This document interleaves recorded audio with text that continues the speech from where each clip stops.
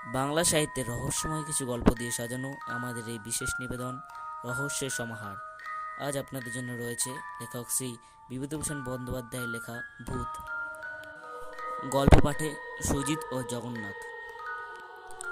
শুরু করতে চলেছি আজকের গল্প ভূত। কি বাদামি হতো শ্রী পরমাণিকের বাগানে। রাস্তার ধারে বড় বাগানটা অনেক দিনের প্রাচীন গাছপালায় ভর্তি। নিবিড় অন্ধকার বাগানের মধ্যে দিনের বেলাতেই। একটু দূরে আমাদের উচ্চ প্রাইমারি পাঠশালা, রাখাল মাস্টার স্কুল। একটা বড় তুত গাছ আছে স্কুলের প্রাঙ্গণে, সেজন্য আমরা বলি তুততলার স্কুল। দুজন মাস্টার আমাদের স্কুলে, একজন হলেন হীরালাল চক্রবর্তী। স্কুলের পাশেই এর একটা হাড়ির দোকান আছে, তাই এর নাম হাড়ি বেচা মাস্টার। মাস্টার তো নয়, সাক্ষাৎ জম। বেতের বহর দেখলে পিলে চমকে যায় আমাদের। টিফিনের সময় মাস্টার মশাইরা সব ঘুমোতেন। আমরা নিজেদের ইচ্ছে মতো মাঠে বাগানে বেরিয়ে ঘন্টাখানেক পরে এসেও দেখি তখনও মাস্টার মশাইদের ঘুম ভাঙেনি। সুতরাং তখন আমাদের টিফিন শেষ হলো না। টিফিনের মানে হচ্ছে ছুটি মাস্টার মশাইদের, আর ঘুমোবার ছুটি। সেদিনও এমনই হলো। রেল লাইন আমাদের স্কুল থেকে অনেক দূরে। আমরা মাতলার পুল বেরিয়ে এলাম, রেল লাইন বেরিয়ে এলাম। ঘন্টাখানেক পরে এসেও দেখি এখনো হাড়ি বেচা মাস্টার নাক ডাকছে। নারায়ণ বললে, ওরে চুপ চুপ, চেঁচাসনি, চল ততক্ষণে পরমাণিকদের বাগানে বাদাম খেয়ে আসি।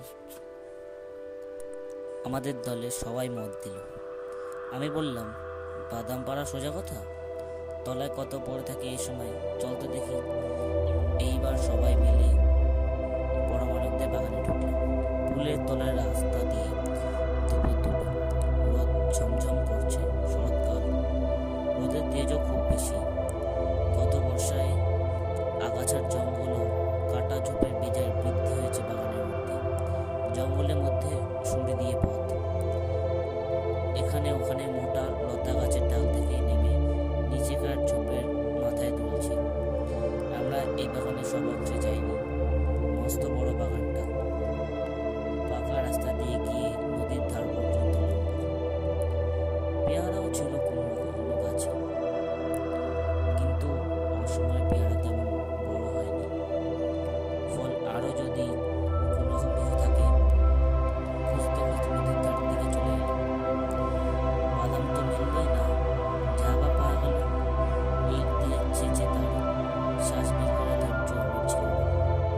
সুতরাং দলের সঙ্গে আমার ছাড়াছাড়ি হয়ে গেল। নদীর দিকে বন বেজায় ঘন, এদিকে বরফটা কেউ আসে না। খসখস শব্দে শুকনো পাতার উপর দিয়ে শিয়াল চলে যাচ্ছে। পল্ল পাখি ডাকছে উঁচু তেঁতুল গাছের মাথায়।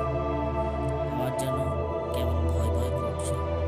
আমাদের স্কুলের ছেলেরা কানে হাত দিয়ে গায়, ঠিক দুপুর বেলা ভূতের মারে ঠেলা, ভূতের নাম বসে হাঁটু গেড়ে বসে। সঙ্গে সঙ্গে তারা অমনি হাঁটু গেড়ে বসে পড়ে।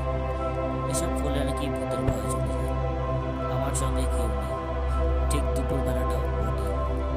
মন্তরটা মুখে আওড়ে হাঁটু গেড়ে বসবো, কিন্তু ভূতের নাম বসে হলো কেন? শ্যামও তো হতে পারত, কালো হতে পারত, নিবন হতেই বা আপত্তি কী ছিল?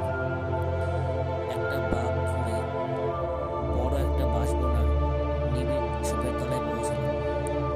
সেখানটায় গিয়ে আমার বুকের টিপ টিপ যেন হঠাৎ বন্ধ হয়ে গেল। একটা আমড়া গাছের তলায়, ঘন ঝোপের মধ্যে আমড়া গাছের গুঁড়ি ঠেস দিয়ে বসে আছে বড় বাঘদিনী। ভালো করে উঁকি মেরে দেখলাম, হ্যাঁ ঠিক বড় বাঘদিনীই বটে। সর্বনাশ, সে যে মরে গিয়েছে। বড় বাঘদিনী বাড়ি আমাদেরই গায়ের গোসাই পাড়ায়, অশ্বত্থতলার মাঠে একখানা। কেউ ছিল না তার, পাল মশাইয়ের বাড়ি। শিগগিরি করতো অনেক দিন থেকে। তারপর তার জ্বর হয়, এই পর্যন্ত চলে। একদিন তাকে আর ঘরে দেখা যায় না, মাস দুই আগেকার কথা। একটা স্ত্রীলোকের মৃতদেহ পাওয়া গেল বাউলের ধারে বাঁশবনে। শিয়াল কুকুরে তাকে খেয়ে ফেলেছে অনেকটা। সেই রকমই কালো রোগা মতো দেহটা, বড় ভক্তিনীর মতো। সকলে বললে জ্বরের ঘোরে বাউরে জল তুলতে গিয়ে বড় গিয়েছে। সেই বড় বাগদিনী আমরা গাছের গুড়ি ঠেস দিয়ে দিব্যি বসে আছে। আমি এক ছুটে বন বাগান ভেঙে দিলাম ছুট পাকা রাস্তার দিকে। যখন বাদাম তলায় দলের মধ্যে এসে পৌঁছালাম, তখন আমার গা টকটক করে কাঁপছে। ছেলেরা বলল, কি হয়েছে রে, অমন করছিস কেন? আমি বললাম, ভূত। কোথায় রে? সে কি? বড় বাগদিনী বসে আছে ঝোপের মধ্যে আমরা তলায়, সেই নদীর ধারের দিকে স্পষ্ট বসে আছে দেখলাম। সে কি রে, তা কখন হয়? নিজের চোখে দেখলাম, একেবারে স্পষ্ট বড় বাগদিনী। চল তো যাই, দেখি কেমন তোর মিথ্যে কথা। সবাই মিলে যেতে উদ্যত হলো, কিন্তু সেই সময় দলের চাই নিমাইগুলো বললে, না ভাই, ওর কথায় বিশ্বাস করে অত দূর গিয়ে স্কুলে ফিরতে বড্ড দেরি হয়ে যাবে। এতক্ষণে মাস্টারদের ঘুম ভেঙেছে। হাড়ি বেচা মাস্টার বেতের বহর জানো তো, সে ঠেলা সামলাবে কে? আমি ভাই যাব না, তোমরা যাও, ওর সব মিথ্যে কথা। ছেলের দলের কৌতূহল মিটে গেল। হাড়ি বেচা মাস্টারের বেতের বহর স্মরণ করে একে একে সবাই স্কুলের দিকে চলল। আমিও চললাম। আমরা গিয়ে দেখি মাস্টার মশাইদের ঘুম খানিক আগেই ভেঙেছে। ওদের গতিক দেখে মনে হলো হাড়ি বেচা মাস্টার আমাদের শূন্য ক্লাসরুমের সামনে অধীরভাবে পায়চারি করছিলেন। আমাদের আসতে দেখে বলে উঠলেন, এই যে খেলা ভাঙলো। আমরাও বলতে পারতাম, আপনার ঘুম ভাঙলো, কিন্তু সে কথা বলে কে? তার ক্রুদ্ধ দৃষ্টির সামনে আমরা তখন সবাই এতটুকু হয়ে গিয়েছি। ক্লাসে ঢুকেই তিনি হাঁকলেন, রত্না। অর্থাৎ আমি। এগিয়ে গেলুম। কোথায় থাকা হয়েছিল? আমি তখন নবমীর পাঠার মতো জড়সড় হয়ে কাঁপছি।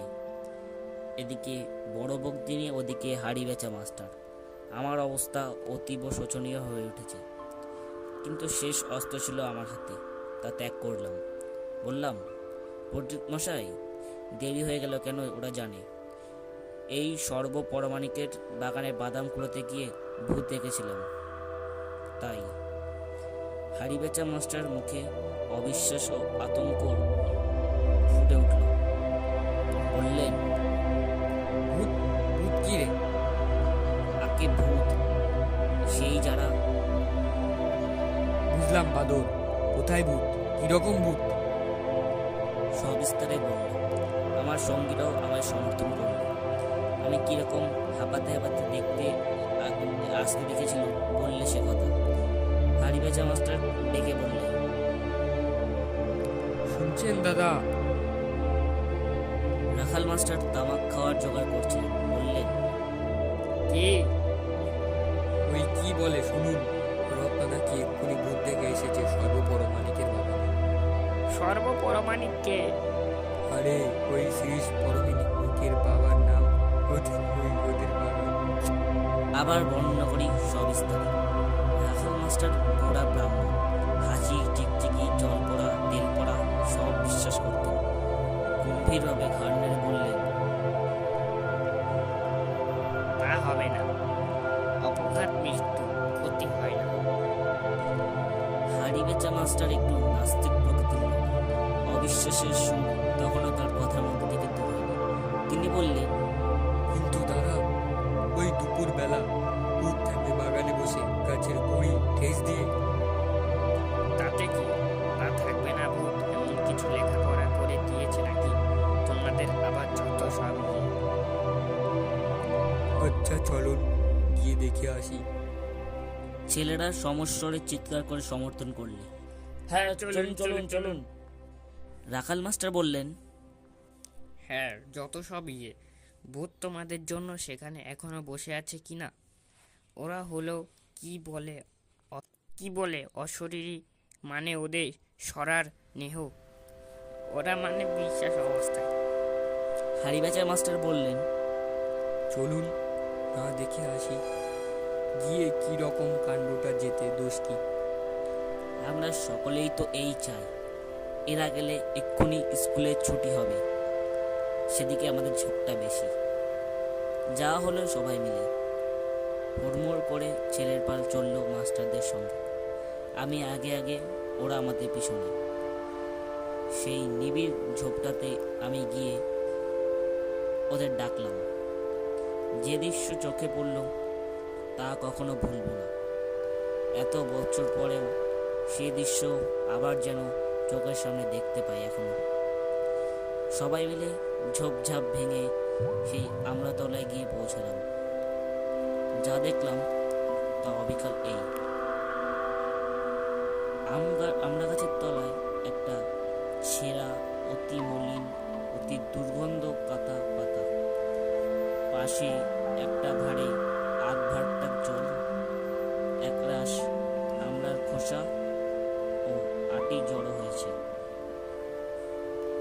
কত টাটকা, কত কিছুদিন আগে খাওয়া একরাশ কাঁচা তেঁতুলের ছিবড়ে, পাকা চালতার ছিবড়ে, শুকনো ছিন্ন কাঁথার উপর জীর্ণ শীর্ণ বৃদ্ধা